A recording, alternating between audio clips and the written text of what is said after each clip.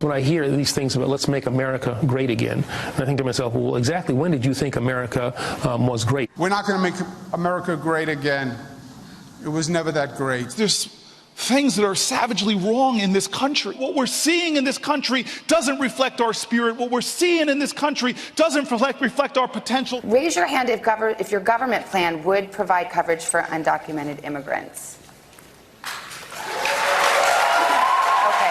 Yes, we're supposed to be for a 70% tax rate on the wealthy. You hear folks say there's not enough money. What I say to them every single time is there's plenty of money in this world. There's plenty of money in this country. It's just in the wrong hands. When you're white, you don't know what it's like to be living in a ghetto. You don't know what it's like to be poor. We're in late phase capitalism and we know it doesn't work and we've got to move into something new. And I believe in community ownership of land, labor, resources, and distribution of those resources. And so whatever that morphs into, I think is what will serve community the best. And I'm excited to usher it in by any means necessary. Any means necessary. This liberal will be all about socializing, would be about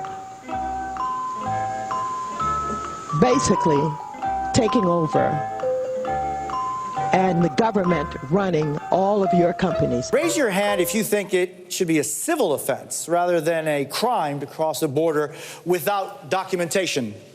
Can we keep the hands up so we can see them? No Trump, no wall, no USA at all. No Trump, no wall, no USA. Those people who are online making fun of members of Congress are a disgrace. And there's no need for anyone to think that is unacceptable.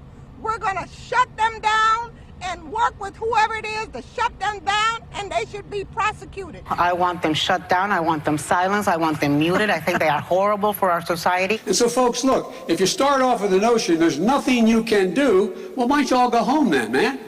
Or let's start a real physical revolution if you're talking about it.